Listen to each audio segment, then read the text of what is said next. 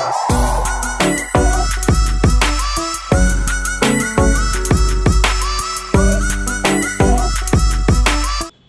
Friends, welcome back to our YouTube channel SS commerce classes. Friends, आज मैं आपके साथ में एक इम्पॉर्टेंट चैप्टर जो कि आपका प्रैक्टिकल पॉइंट ऑफ व्यू से या रियल लाइफ से कह लीजिएगा या आपके एग्जाम पॉइंट ऑफ व्यू से मोस्ट इंपॉर्टेंट रहने वाला है। बिजनेस स्टडीज का चैप्टर है कंज्यूमर प्रोटेक्शन एक्ट, तो उसके बारे में डिस्कस करने के लिए हम अभी डिस्कस करेंगे, राइट। तो सबसे पहले अगर मैं आपसे बात करूं कि कंज्यूमर प्रोटेक्शन एक्ट 1986, तो कंज्यूमर क्या होता है, उसे हम क्यों प्रोटेक्ट करते हैं, क्यों हमें कंज्यूमर को प्रोटेक्ट करने की नीड फील हुई, या क्यों कंज्यूमर प्रोटेक्शन लेके आने की या एक्ट लेके आने की हमें नीड हुई, और कंज्यूमर क्या होता है, किसे कंज्यूमर ट्रीट करते हैं, किसे नहीं करते हैं, इसके बारे में हम डिस्कस करने वाले हैं। तो आप लोगों से एक रिक्वेस्ट करूंगा कि आप लोग चैनल को सब्सक्राइब कर लीजिएगा और अगर अपने दोस्तों के साथ में वीडियो को जरूर शेयर कीजिएगा, राइट। तो सबसे पहले डिस्कस करेंगे यहाँ पे कंज्यूमर क्या होता है एंड उसको प्रोटेक्शन देने की नीड क्यों हम समझते हैं, राइट। तो कंज्यूमर अगर मैं जनरली बात करूं तो मार्केट में एक किंग के तौर पे काम करता है, एक राजा होता है मार्केट का। उसको आप एक राजा को जैसे ट्रीट करते हैं ऐसे ही हर सेलर या हर जो भी आपका मार्केट का पर्सन है उसे ऐसे ट्रीट करता है कंज्यूमर को, like as a king, right. अगर मैं बात करूं कि कंज्यूमर अगर मार्केट में नहीं होगा तो आपका कुछ भी मार्केट में नहीं रहेगा, ये हम आगे डिस्कस करने वाले वीडियो में। तो जल्दी से जल्दी चैनल को सब्सक्राइब कर लीजिएगा और अपने दोस्तों के साथ में जरूर शेयर कीजिएगा, राइट। तो डिस्कस करते हैं कंज्यूमर क्या है। यहाँ पे कंज्यूमर की एक मीनिंग है, प्रॉपर एक्ट में डिफाइन की गई है कि हु इज द कंज्यूमर। तो आपको उसी एक्ट के अकॉर्डिंग कंज्यूमर को डिफाइन करना पड़ेगा आपके एग्जाम में, जो कि आपका थियोरेटिकल एग्जाम है। तो उस पॉइंट ऑफ व्यू से भी इंपॉर्टेंट हो जाता है कि आपको मीनिंग जरूर पता होनी चाहिए, राइट। तो अगर मैं बात करूं कि आप अदर स्ट्रीम की बात करोगे, साइंस में हमने पढ़ा था कि कंज्यूमर क्या होता है। तो जनरली जो पर्सन क्या करता है, किसी दूसरे पर्सन पे डिपेंड रहता है, वो कंज्यूमर ऐसा कुछ कह लेते हैं साइंस में। लेकिन अगर मैं कमर्शियल इसकी डेफिनेशन बताऊं या कॉमर्स में या एक्ट के थ्रू इसकी डेफिनेशन बताऊं तो बिल्कुल डिफरेंट है, राइट। अगर यहां पे बात करें सबसे पहले मीनिंग ऑफ कंज्यूमर की, तो हमें यहां पे देखने को मिलेगा कि क्या कंज्यूमर में इंक्लूड करना है और क्या इंक्लूड नहीं करना है। दो चीजें यहां पे देखने हैं, इंक्लूसिव एंड एक्सक्लूसिव, आपको चीजें यहां पे ध्यान में रखनी है। सबसे पहले कंज्यूमर वो पर्सन होता है, यहां पे लिखा हुआ है a consumer means a person, मतलब कंज्यूमर वो पर्सन है जो क्या करता है, किसी भी गुड्स को बाय करता है फॉर कंसिडरेशन, मतलब बदले में कुछ दे करके अगर आप किसी गुड्स को बाय कर रहे हो तो you are a consumer, right. अब एक बात आपके माइंड में क्वेश्चन आएगा कि बदले में सर क्या देना चाहिए। बदले में आप या तो उसे मॉनेटरी टर्म में कुछ अमाउंट दोगे या आप उसके जो भी पेमेंट करोगे वो आप उसको बदले में पे करना चाहोगे, राइट। अगर मैं बात करूं आपसे कि यहां पे कंसिडरेशन के अलावा अगर मैं इंस्टेंट कंसिडरेशन ना दूं या फ्यूचर में देने की बात करूं, या अभी मेरे पास करंट में पैसे नहीं है, क्रेडिट में मैं परचेज करना चाहता हूं, तो क्या मैं कंज्यूमर ट्रीट हो जाऊंगा, राइट। मैं आपको बता दूं कि कंज्यूमर या तो वो पर्सन है जो इंस्टेंट कंसिडरेशन पे कर रहा है या प्रॉमिस टू पे कर रहा है, मतलब फ्यूचर में पे करने का प्रॉमिस कर रहा है, राइट। एक सिचुएशन ये हो सकती है कि कुछ अमाउंट आज पे कर रहा है और कुछ के लिए प्रॉमिस कर रहा है कि in future I will pay the amount, right. अगर मैं बात करूं पार्टली अमाउंट, पार्टली प्रॉमिस कर लिया है, पार्टली पे कर लिया है, और एक हो सकता है कि under the scheme of deferred payment, मतलब फ्यूचर में कोई ऐसी स्कीम के तहत आपने पेमेंट करने का वादा किया है, लाइक आपने ईएमआई पे कोई अगर असेट्स है उसको परचेज किया है, कोई गुड्स है उसको परचेज किया है, जिसको कि आप ईएमआई में पे करोगे, मतलब फ्यूचर में पे करने की मतलब फ्यूचर में पे करने का प्रॉमिस किया हुआ है या एग्रीमेंट आपके बीच हुआ है, तो वो हो जाएगा scheme of deferred payment, right. ये था आपका कंज्यूमर की सिंपल मीनिंग, कंज्यूमर का मीनिंग इसे कह लीजिएगा, राइट। अब इसमें एक चीज आपको ध्यान में रखना होता है कि अगर कोई पर्सन जो इसने गुड्स बाय नहीं किए बट वो बायर की परमिशन लेकर के उस गुड्स को यूज कर रहा है, तो वो पर्सन भी यहां पे कंज्यूमर ट्रीट हो जाएगा। सपोज दैट कोई पर्सन है मिस्टर ए ने एक गुड्स बाय किया और उसको किसी बी पर्सन को दे दिया अपनी परमिशन से कि आप यूज कर लीजिए, मतलब ए ने उसे यूज नहीं किया, बी ने यूज किया, तो क्या बी इन केस यहां पे जो है ट्रीट किया जाएगा कंज्यूमर? बिल्कुल यहां पे बी कंज्यूमर ट्रीट किया जाएगा, बिकॉज उसने बायर की परमिशन से उस गुड्स को यूज किया हुआ है। समझ में आ रहा है आपको? नेक्स्ट है आपका यहां पे किसको इंक्लूड नहीं किया जाएगा, तो सबसे पहले यहां पे उस पर्सन को इंक्लूड नहीं किया जाएगा जो आपका क्या हुआ है, गुड्स और सर्विसेज लेता है रीसेल करने के लिए या किसी कमर्शियल पर्पस के लिए। समझ में आ रहा है क्या? रीसेल मतलब जैसे शॉपकीपर अगर उसने किसी से कोई चीज बाय करी और उसको फर्दर मार्केट में सेल करेगा, तो वो पर्सन शॉपकीपर यहां पे कंज्यूमर नहीं बनेगा, बिकॉज वो उसे यूज नहीं कर रहा है, उसे रीसेल कर रहा है या उसे कमर्शियल पर्पस के लिए यूज कर रहा है। तो ऐसे पर्सन को यहां पे कंज्यूमर नहीं माना गया है कंज्यूमर प्रोटेक्शन एक्ट 1986 में, राइट। एक है आपका कोई पर्सन, गुड्स की तो यहां पे बात हो गई, क्या सर्विसेज लेने वाला भी कंज्यूमर बन सकता है क्या? आजकल तो बहुत सारी सर्विसेज हैं, क्या वो सर्विस होल्डर जो सर्विस ले रहा है तो क्या उसको भी एज अ कंज्यूमर ट्रीट करेंगे? तो वेरी फर्स्ट मैं आपको बता दूं, बिल्कुल एक सर्विस लेने वाला पर्सन भी क्या हो सकता है, कंज्यूमर हो सकता है। और एक्ट में अगर उसकी मैं मीनिंग बताऊं या डेफिनेशन बताऊं तो अ पर्सन हु हायर्स और avail of any services for consideration, जिसने या तो कोई सर्विस हायर करी है मतलब किराए पे सर्विस ली है, या परचेज करी हुई है मतलब परमानेंटली उसने वो सर्विस ले ली है फॉर कंसिडरेशन। बड़े ध्यान से यहां पे सुनेंगे, कंसिडरेशन इज मस्ट, ठीक है, बदले में उसको कुछ पे करना बहुत जरूरी है, या रिलेवेंट अमाउंट जो उसका बनता है वो उसको पे करना जरूरी है। Which has been paid fully और पार्टली, मतलब या तो आपने फुल अमाउंट पे कर दिया है या पार्टली अमाउंट पे किया है, या हो सकता है कि फ्यूचर में पे करने के लिए प्रॉमिस किया हो, या आधा आज प्रॉमिस कर दिया आधा फ्यूचर में, मतलब बहुत सारी बातें हो सकती है। तो यहां पे लिखा हुआ है प्रॉमिस टू पे और पार्टली प्रॉमिस एंड पार्टली पे, आधा प्रॉमिस किया कि बाद में दूंगा और आधा इंस्टेंट लाइक डाउन पेमेंट कर दिए पहले और फिर फ्यूचर में ईएमआई पे करेगा। तो इस तरीके से अगर आप कोई सर्विसेज को बाय करते हैं तो आप भी कंज्यूमर में ट्रीट किए जाओगे, राइट, कंज्यूमर में इंक्लूड आपको किया जाएगा।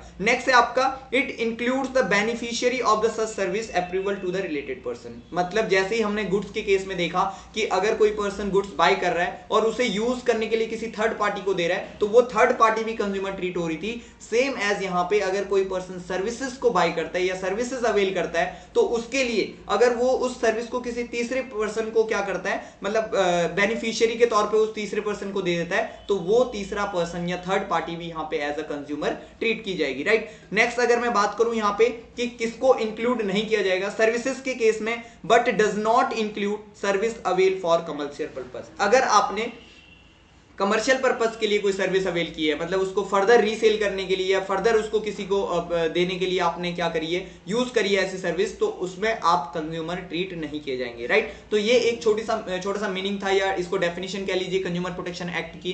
तो ये मोस्ट इंपॉर्टेंट हो जाता है आप लोगों के लिए, तो आई होप कि आपको ये समझ आया होगा। नेक्स्ट पॉइंट अगर मैं बात करूं तो meaning of consumer protection. Consumer protection क्या होता है? अगर जनरल मीनिंग की मैं बात करूं, प्रोटेक्शन मीन होता है कि उसको सेव करना, बचाना, राइट। तो सबसे पहले कंज्यूमर को बचाने की नीड क्यों पड़ती है, मैं आपको बता दूं कि मार्केट में बहुत सारी ऐसी प्रॉब्लम्स हैं या बहुत सारे ऐसे पर्सन हैं जो कंज्यूमर को क्या करते हैं, उसके राइट्स को छीनते हैं, उसके राइट्स को एबॉलिश करते हैं। तो इस वजह से कंज्यूमर को प्रोटेक्ट करने की नीड पड़ी या कंज्यूमर को एजुकेट करने की नीड पड़ी। और अगर आपसे मैं बात करूं कि जनरल टर्म में, तो कोई भी ऐसे ही एजुकेट नहीं हो पाता है जब तक कि कोई बॉडी या कोई अथॉरिटी या कोई एक्ट उसके लिए कोई काम ना कर रहा हो। तो इसलिए हमें कंज्यूमर प्रोटेक्शन एक्ट की जरूरत पड़ी। यहां पर सबसे पहले अगर मैं बात करूं कंज्यूमर प्रोटेक्शन क्या होता है, सबसे पहले consumer protection refers to the relevant step taken to protect the consumer. एक कंज्यूमर के राइट्स को छीनने से रोकने के लिए या राइट्स को बचाने के लिए जो भी रिलेवेंट स्टेप है, जो भी इंपॉर्टेंट लगता है उसको प्रोटेक्ट करने के लिए,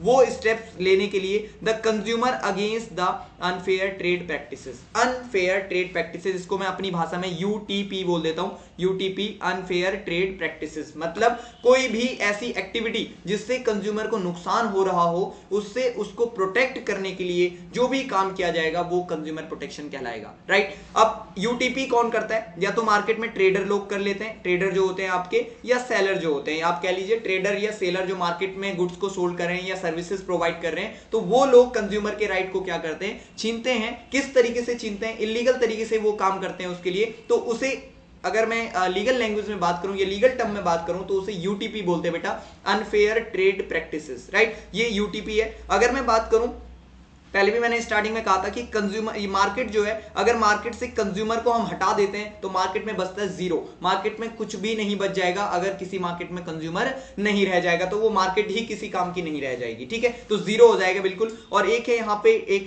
कोट्स यहाँ पे, consumer is the king of market, right. पहले क्या हुआ करता था कि जो सेलर हुआ करते थे उनको भगवान माना जाता है। लोग सोचते थे कि जो आप चीजें बेच रहे हो तो आप बहुत मतलब स्ट्रॉन्ग पर्सन हो या आप मार्केट में सब कुछ आपका है, राइट। लेकिन ऐसा नहीं है। अब जो डेफिनेशन है या जो जनरेशन है वो चेंज हो चुकी है और यहाँ पे कंज्यूमर को एज अ किंग ट्रीट किया जाता है या भगवान माना जाता है, ठीक है। तो आपने देखा होगा अतिथि देवो भव, अगर एक मैं बात करूं यहाँ पे तो अतिथि के समान ही कंज्यूमर को ट्रीट किया जाता है और उसको भगवान के समान माना जाता है, राइट। तो consumer is the king of market, ये बात आपको ध्यान में रखनी है। और नेक्स्ट अगर मैं बात करूं यहाँ पे how to protect a consumer. एक कंज्यूमर को कैसे प्रोटेक्ट करना है इसके बारे में भी यहाँ पे हम बात करेंगे। सबसे पहले आप एक कंज्यूमर को कैसे, मतलब एक भगवान की सेवा आप कैसे कर सकते हैं। तो अगर एक्ट की टर्म में मैं बात करूं तो यहाँ पे इस तरीके से, जैसे सबसे पहले यहाँ पे लिखा हुआ है improvement in the quality of product. अगर आप अपनी प्रोडक्ट की क्वालिटी इंप्रूव कर देते हो, एक बेस्ट क्वालिटी सर्विस प्रोवाइड करते हो या बेस्ट क्वालिटी गुड्स प्रोवाइड करते हो, तो इससे कंज्यूमर प्रोटेक्ट हो जाएगा। नेक्स्ट है आपका रिडक्शन इन द प्राइस। आप अपने प्राइस को इतना नहीं बढ़ाओगे कि सामने वाले पे बर्डन पड़े या कंज्यूमर को वो हैवी लगने लगे, तो ऐसे प्राइस आपको नहीं रखने। आप अपने प्राइस को जेन्युइन रखिए, रिलेवेंट रखिए, उससे आप कंज्यूमर को क्या कर पाएंगे, प्रोटेक्ट कर पाएंगे। नेक्स्ट है आपका क्लियर एंड डिसेंट एडवर्टाइजिंग। आप कोई भी एडवर्टाइजिंग अगर करते हैं, कोई भी एडवर्टीजमेंट मार्केट में लेके आते हैं, तो उसको आपका क्या होना चाहिए, क्लियर होना चाहिए। बिल्कुल कोई उसमें डाउटफुल सिचुएशन नहीं रहनी चाहिए या झूठे वादे जिसे बोलते हैं वो उसमें बिल्कुल भी नहीं होना चाहिए, या गलत इंफॉर्मेशन कंज्यूमर तक नहीं पहुंचनी चाहिए जिससे कि उसका नुकसान हो जाए। और नेक्स्ट है आपको आफ्टर सेल सर्विस अगर आप दे सकते हैं तो ये बहुत अच्छी बात हो जाती है। और हर एक कंपनी जो अभी मॉडर्न मैं बात करूं करंट सिचुएशन की, तो हर एक कंपनी चाहती है कि वो अपने कस्टमर को आफ्टर सेल सर्विस प्रोवाइड करे, जिससे कि उसका कंज्यूमर उसके साथ में अटैच रहे और फर्दर उसकी गुड्स या सर्विसेज को बाय करे। तो ये 4 पॉइंट अगर आप ध्यान में रखते हैं तो आप किसी कंज्यूमर को क्या कर पाएंगे, प्रोटेक्ट कर पाएंगे। Very first is the improvement of goods,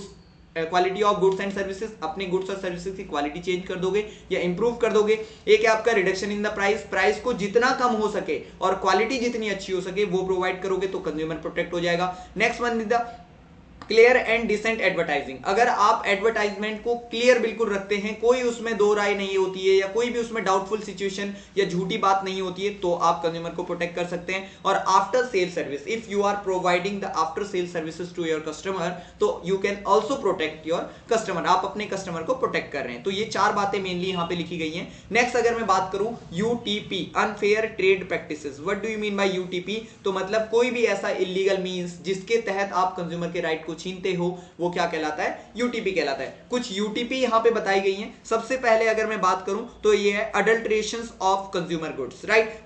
क्या करते हैं लोग बाग, मतलब किसी भी प्रोडक्ट में, यहाँ पे आपको पिक्चर भी शो हो रही होगी आई थिंक, यहाँ पे क्या है, ये बटर, ये घी है यहाँ पे आई थिंक, और इसमें क्या किया गया है, मतलब मिलावट हो रही है, राइट। उसमें कुछ ऐसे जो आपका फैट्स होता है, आपका वो एनिमल फैट्स, उसको मिक्स करके उसको घी में मिला दिया जाता है और पता नहीं चलता है कि ये घी है या इसमें प्योर है या इम्प्योर है, राइट। तो ऐसी एडल्ट्रेशन आपको नहीं करनी चाहिए, ये कंज्यूमर अनफेयर ट्रेड प्रैक्टिसेस में आता है। अगर आप ऐसा कुछ मिलावट करके अगर सामान को बेच रहे हैं तो that is the UTP. Second है आपका poor quality of goods and services. आप अपने गुड्स एंड सर्विसेज को पुअर क्वालिटी की रखिए, आप मतलब सड़ा हुआ सामान बेच रहे हो या एक्सपायर्ड जो हो चुका है, जिसमें डेट मेंशन हुई थी एक्सपायर, उसके बाद तक आप प्रोडक्ट को बेच रहे हो। इससे मतलब जनरली अगर मैं बात करूं, अब तो कंज्यूमर एजुकेट हो गए हैं, लेकिन अगर गांव की बात करूं, वहां पे कोई भी उस पे सील पैक पे उसका डेट चेक नहीं करता है, प्राइस से ज्यादा पे बेच रहे हैं, कोई मतलब उस पे ध्यान नहीं देता है। बट रिसेंटली ये सब चीज चेंज हो चुकी है और अब जनरेशन चेंज हो रही है, तो हर लोग हर कोई इसको चेक करता है, तो ये आपको करना चाहिए, राइट। तो अगर आप अपने पुअर क्वालिटी की गुड्स एंड सर्विसेज बेच रहे हैं तो it is included under the UTP. And next है आपका मिसलीडिंग एडवर्टीजमेंट। मिसलीडिंग एडवर्टीजमेंट का यहाँ पे एक एग्जांपल मैंने दिया हुआ है, जो आपका I think fair and lovely भी इससे पहले हुआ करता था, तो वो अब ग्लो एंड लवली हो गया, क्योंकि ये क्या करता है कि आपको 7 दिन में गोरा करें, इस तरीके के एडवर्टीजमेंट की फेयर लवली लगाइए या फेयर हैंडसम लगाइए, आप उसमें 7 दिन में गोरे हो जाओगे। भाई ऐसी कोई सी भी मतलब कोई चीज ऐसी नहीं है कि जो काले इंसान को गोरा बना सकती है। यहाँ पे काले एंड गोरे से मेरा मतलब जस्ट एक एग्जांपल से है, राइट। कोई भी इस पे दिल पे ना ले इस बात को, तो यहाँ पे ऐसा पॉसिबल नहीं है। आपने मार्केट में बहुत सारे एडवर्टीजमेंट देखे होंगे, 3 दिन में मात्र इंग्लिश बोलना सीखे, ये एक मिसलीडिंग एडवर्टीजमेंट है। आप नहीं सीख सकते 3 दिन में, हाउ इज इट पॉसिबल? अगर आप 10 सालों में नहीं सीखे तो 3 दिन में कैसे सीख सकते हो? ये जस्ट एक क्या है कि कंज्यूमर को मिसलीड करने वाली बात होती है। तो ऐसा आपका एडवर्टीजमेंट अगर होता है तो that is also included under the UTP. And next one is the short measures and underweight goods. यहाँ पे एक तराजू यहाँ पे दिया हुआ है जिसमें कि इसका बीच का जो बैलेंस होता है वो नहीं है यहाँ पे, और ऐसा आपको आपकी लोकल मार्केट, जो कि आपका जो सैटरडे मार्केट या आपका इस तरीके की मार्केट्स होती हैं, उनमें आपको जनरली देखने को मिलेगा कि वहां पे जो तराजू होता है उस पे इस तरीके का जो मेजर करने वाला बीच में वो होता है, वो होता ही नहीं है। तो इट मीन्स क्या है, शॉर्ट मेजर कर रहे हैं वो आपकी चीज को। आप 1 किलो बोल तोलने के लिए, लेकिन वो आपको 800 ग्राम तोल के दे रहा है, या जितना आपको देना चाहिए था उस रुपए में उतना वो आपको प्रोवाइड नहीं कर रहा है, तो it is also included under the definition of UTP, right. Next अगर मैं बात करूं creations of artificial scarcity. Artificial scarcity का मतलब होता है जानबूझकर किसी चीज की कमी क्रिएट करना मार्केट में। बेस्ट एग्जांपल यहां पे आपको दिख रहा है स्क्रीन पे। अगर मैं बात करूं अनियन की, तो प्याज के लिए सबसे ज्यादा हर साल ही यहां पे क्या होती है, आर्टिफिशियल स्केर्सिटी को क्रिएट किया जाता है, और प्याज के रेट जो होते हैं उस टाइम पे 100 रुपीज के आसपास चलने लगते हैं। क्यों? क्योंकि लोग इसे स्टोर कर लेते हैं। स्टोर करते हैं तो मार्केट में क्या हो जाती है, मतलब शॉर्टेज हो जाती है चीजों की, और जब रेट बढ़ जाते हैं तो उस बढ़े हुए रेट पे मार्केट में बेचते हैं। तो ये भी अगर आप ऐसा कोई एक्टिविटी करते हैं तो ये भी under the included under the UTP, unfair trade practices. अगर मैं नेक्स्ट बात करूं आपसे importance of consumer protection, consumer protection की, कंज्यूमर को प्रोटेक्ट करने की क्या इंपॉर्टेंस है, मतलब क्यों इसे मतलब महत्वपूर्ण समझा जाता है कंज्यूमर को प्रोटेक्ट करने की, या इस एक्ट के क्या रिलीवेंट है, क्यों ये रिलीवेंट है एक्ट। तो अगर मैं बात करूं from the consumer point of view तो क्या इसके बेनिफिट्स हैं, और अगर मैं बात करूं बिजनेस पॉइंट ऑफ व्यू से तो इसके क्या बेनिफिट है, ये चीजें हम डिस्कस करेंगे यहाँ पे अभी। आई थिंक वीडियो बड़ी होगी, लेकिन आप लोग इसे कंटिन्यूअसली देखिएगा, ठीक है। और चैनल को अगर आप लोगों ने अभी तक सब्सक्राइब नहीं किया तो प्लीज इसको सब्सक्राइब कीजिएगा, अपने दोस्तों के साथ में शेयर कीजिएगा, ताकि सबको इसका बेनिफिट मिल सके, राइट। अगर मैं बात करूं यहाँ पे from the customer point of view, ignorance of the consumer. Market में क्या होती है कि कंज्यूमर को इग्नोर किया जाता है, या जो वो बोलता है वो उसकी बातें नहीं सुनी जाती है। तो इस चीज के लिए आपका कंज्यूमर प्रोटेक्शन एक्ट बनाया गया है कि अगर आप किसी कंज्यूमर को उसकी मतलब जो कंज्यूमर चाहता है उसकी बात को नहीं मान रहे हैं या नहीं सुन रहे हैं, तो इस तरीके से आप क्या कर सकते हैं, मतलब आपको मतलब कानूनी सजा हो सकती है। इसलिए ये कंज्यूमर प्रोटेक्शन जो है एक्ट आपको प्रोटेक्ट करता है। नेक्स्ट है आपका अनऑर्गेनाइज कंज्यूमर। जो हमारे कंज्यूमर हैं वो अनऑर्गेनाइज हैं, इकट्ठे नहीं है। तो इसमें जो है हम डिस्कस जो है नेक्स्ट क्लास में करेंगे। नेक्स्ट सीरीज जल्दी आपके सामने आएगी, तो तब तक के लिए आप चैनल को सब्सक्राइब करके रखिएगा।